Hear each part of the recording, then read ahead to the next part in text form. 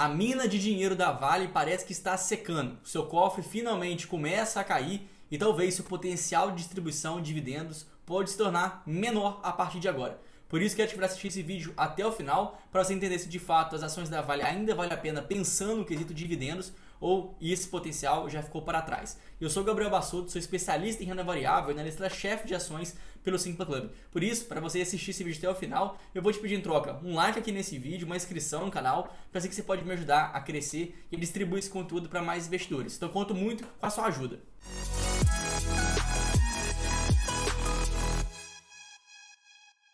Para a gente entender essa dinâmica da distribuição de dividendos dessa empresa, é muito interessante que a gente conheça, antes de tudo, qual está sendo o comportamento, a dinâmica do preço do minério de ferro. Porque no final das contas, ele quem vai ditar se a empresa vai ter uma geração de caixa abundante ou de fato vai ser uma geração de caixa que começa a secar e aí, consequentemente, a empresa não vai ter esse potencial todo de distribuir dividendos. Eu digo isso porque até um tempo atrás, e principalmente no auge da pandemia, lá em 2020, 2021, a gente viu que o preço do minério de ferro subiu a níveis estratosféricos, ultrapassando durante um período de tempo a casa de $200 a tonelada.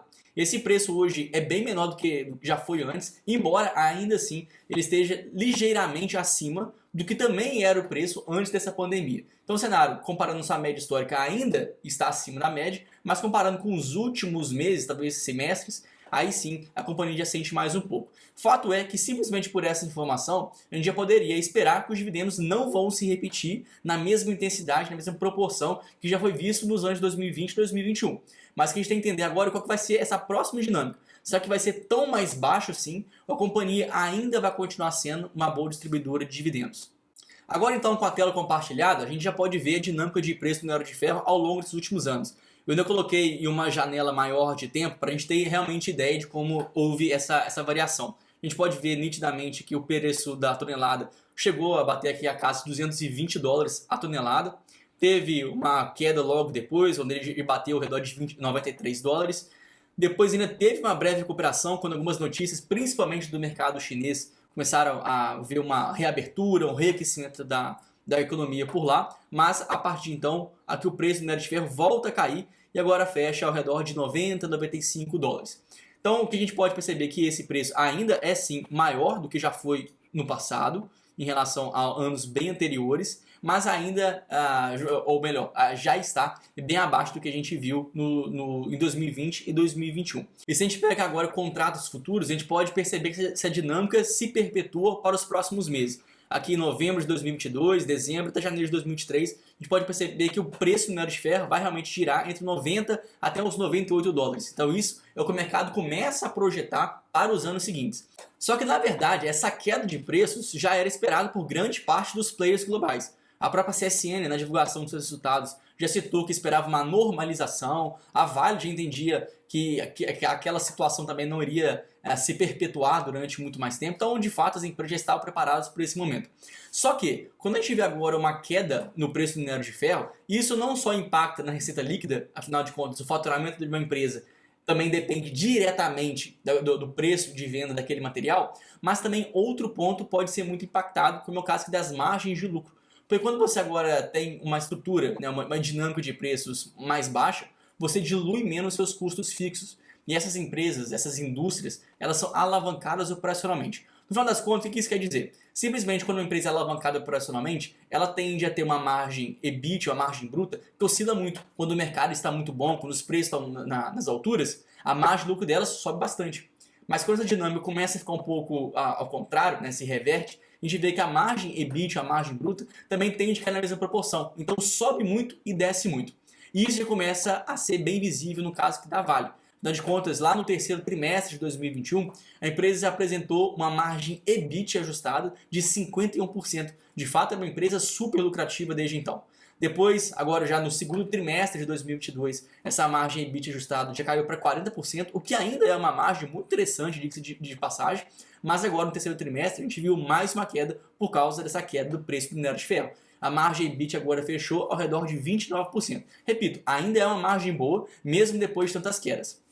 Agora começa a ficar importante para todas as empresas entenderem que, sabendo que essa dinâmica de preços já vai ficar um pouco mais apertada, elas precisam necessariamente ter uma estrutura de custos mais enxuta, uma estrutura de custos mais otimizada. Porque senão ela vai continuar perdendo no seu faturamento por causa da queda do preço, mas também vai perder na sua lucratividade. Aí vai ser um impacto duplo. Então agora se torna principal para as empresas tornar a sua operação mais produtiva, mais otimizada, para que não impacte tão forte assim nos seus resultados futuros. E aqui eu posso até compartilhar com vocês alguns resultados históricos da lucratividade de algumas empresas de commodities.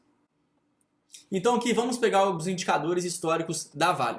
Nitidamente essa dinâmica de preço aparece. Se a gente pega aqui a margem bruta desde 2013 até agora 2022, a gente pode perceber os seus altos e baixos. A margem bruta caiu para menos de 20%, subiu para mais de 60% em alguma ocasião e agora começa a cair novamente. Sua margem EBIT da mesma forma. Isso se repete em todas as empresas desse setor. Isso não é exclusivo somente de Vale, não é exclusivo somente de Usiminas, de Gerdau. Todas as empresas têm a mesma análise. Então, o que a gente tem que entender agora é como essas empresas podem se controlar. Olha aqui no caso da Gerdau. Ela já teve uma margem bruta aqui ao redor de 13%, caiu para baixo de 10% no passado, depois teve aqui 26%, enfim. Ela vive realmente de ciclos. Então a gente tem que entender agora qual que vai ser essa nova dinâmica de lucratividade nesse ciclo, sabendo que agora o preço do minério de ferro já não vai estar nas suas alturas. Inclusive, a gente já pode mostrar aqui no resultado do terceiro trimestre da Vale como isso impacta nos resultados da companhia de uma forma consolidada. A gente pode ver aqui a sua receita líquida de vendas, tudo aqui em milhões. Pode perceber que uma queda relativamente já grande, comparando o terceiro trimestre de 2022 com o segundo trimestre de 2022 e o terceiro tri de 2021. Então há uma queda, dependente do período que a gente faz essa análise, mas quando a gente leva esse resultado mais à frente, a gente vê que o EBITDA cai ainda em uma proporção superior. Ou seja, seu faturamento caiu, mas a lucratividade também teve um impacto muito grande, fazendo com que seu EBITDA total caísse em proporções ainda maiores. Então aqui nessa próxima figura, a gente pode perceber nitidamente como aconteceu essa dinâmica. O EBITDA no segundo tri, de acima de 5,5 bilhões de dólares, teve um impacto muito grande do preço, e mesmo que o volume aqui tenha cooperado para a companhia, por mais que ele tenha cortado algumas despesas, alguns custos, que o câmbio ainda tenha sido favorável à sua atuação, mas o preço realmente ditou ali o ritmo do seu EBITDA, fazendo com que no terceiro tri desse ano a queda realmente tenha sido bem significativa. Dito isso, imagino que tenha ficado claro que os dividendos futuros não vão seguir na mesma proporção. Então, se a gente viu que em 2021 a Vale terminou o ano com uma distribuição de dividend yield de redor de 18%, tendo inclusive chegado durante alguns meses com um dividend yield bem superior, isso não mais vai se repetir. Então agora a gente tem que entender como que a empresa tem conseguido gastar ou como ela tem conseguido ganhar, gerar caixa para que ela consiga se perpetuar distribuindo dividendos. Fato é que a Vale tem sido muito esperta nessa dinâmica, porque ela reconhece que o mercado agora não está mais tão aquecido como antes e muito provavelmente não vai se recuperar tão forte assim. Afinal de contas, a China ainda vive uma situação bem caótica, ainda vive uma política de Covid zero, ainda enfrenta uma crise imobiliária onde há uma falta de confiança generalizada no mercado, tanto das construtoras, das mineradoras, enfim, a situação da China realmente não é muito favorável. E a gente sabe que a Vale, grande parte do seu resultado, vem justamente das suas exportações que vão para a China. Então o ambiente no curto e no médio prazo não vai ser tão favorável assim. Mas justamente pela Vale ser esperta, ela reconhece que essa dinâmica agora é momento de se proteger. Então, quando a gente vê agora a geração de caixa operacional e o que a empresa vem investindo em bens de capital, e esse investimento, esse CAPEX que a empresa gasta, ele tem sido focado principalmente em investimentos com manutenção. A empresa não tem investido em novas linhas de negócio, a empresa não tem feito investimentos substanciais em linhas de crescimento. O que ela faz, geralmente, fazendas, usinas de energia solar para facilitar e para reduzir os custos futuros. Ela investe em automação das suas linhas, em melhor tecnologia nas suas unidades, mas em crescimento propriamente dito não tem sido assim a sua dinâmica. O máximo de crescimento, como eu mesmo já mencionei, essa parte de ganho de produtividade e talvez expansão e maturação de algumas minas que a empresa possui. Mas fora isso, é muito mais gastos voltados à manutenção para que a empresa, de novo, consiga manter uma produtividade atraente para que aquela sua lucratividade, no caso através da sua margem bruta, sua margem EBIT, não caia bastante. Então o papel da empresa tem sido justamente esse. Para provar dessa informação, voltamos que é o resultado do terceiro trimestre da Vale, onde ela teve então um EBITDA pro forma aqui de 4 bilhões de dólares e no final das contas ela teve aqui um fluxo de caixa livre das operações de um pouco mais de 2 bilhões e 100 milhões de dólares.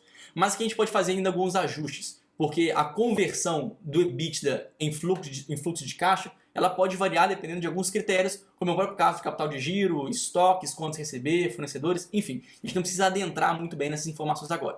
Fato é que sempre existe ali talvez uma média histórica de conversão de EBITDA, que é o seu lucro operacional, em caixa operacional. Então, se a gente considerasse agora que a empresa iria manter o seu capital de giro estável, ou seja, ela não ia fazer nada de otimização ou perda de capital de giro, a gente poderia considerar talvez que esse fluxo de caixa livre ficaria ao redor de 1,5 bilhão de dólares.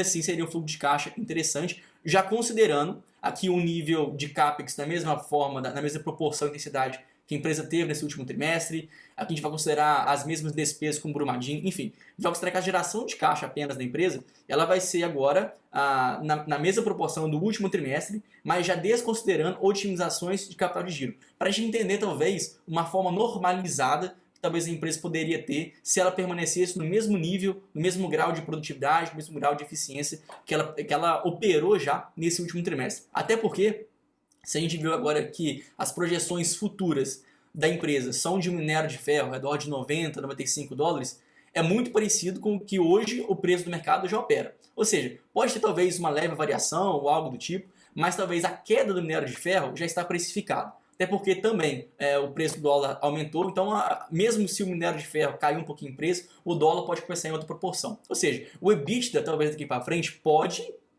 não é uma afirmação, mas pode ficar talvez no mesmo nível do terceiro tri. Por isso aqui eu estou falando de um potencial de geração de caixa livre ao redor de 1,5 bilhão de dólares. Então agora, imaginando um dólar ao redor de R$ 5,30, 5 os quebrados, que pode terminar aqui essa média desse quarto tri, a gente teria uma geração de fluxo de caixa livre de 8 bilhões de reais por trimestre.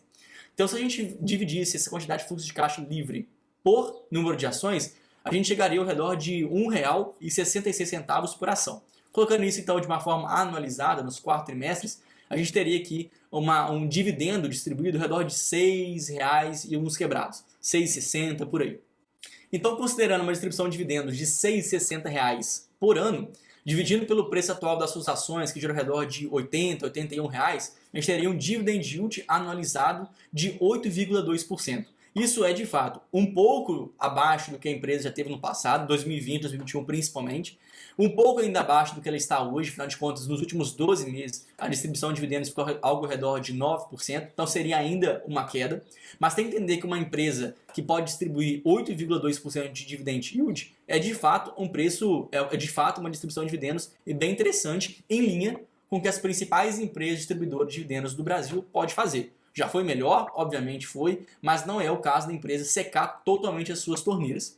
Além do mais, a gente não só tem que pensar na Vale como uma empresa que distribui dividendos, mas também entender a companhia como uma empresa cíclica. Ou seja, ela vai distribuir dividendos mesmo quando o mercado para ela não se apresenta da melhor forma, quando o mercado ainda está um pouco recaído, quando existe ali uma crise acontecendo na China, uma crise imobiliária muito forte, uma política Covid-0 ainda muito forte. Ou seja, mesmo diante de um mercado não tão favorecido assim para a empresa, ela ainda tem capacidade de distribuir bons dividendos. E talvez quando esse mercado reabrir, reaquecer, as exportações voltarem uma proporção bem interessante, a empresa pode tanto ter uma valorização nas suas ações, como distribuir ainda mais dividendos a partir de uma geração de caixa mais exuberante. Fato é que essa aqui não é uma recomendação de compra, essas análises elas são totalmente cíclicas, então tudo que eu estou falando aqui agora pode cair por água abaixo, afinal de contas esse mercado é realmente bem volátil, a gente tem que entender essa dinâmica do setor, mas se as projeções, as estimativas forem pelo menos em linha ou parecido com o que a gente projetou aqui, a companhia de fato vai ser ainda atrativa em relação aos olhos dos investidores, mas reiterando que essa não é uma recomendação de compra. Espero muito que você tenha gostado aqui desse vídeo. Se sim, eu vou te convidar novamente a curtir aqui esse material, se inscrever aqui no canal, pois isso pode me ajudar a crescer e a distribuir esse conteúdo para mais investidores. Então eu espero que você tenha gostado, eu espero você lá no próximo vídeo. Muito obrigado pela atenção e até a próxima. Valeu!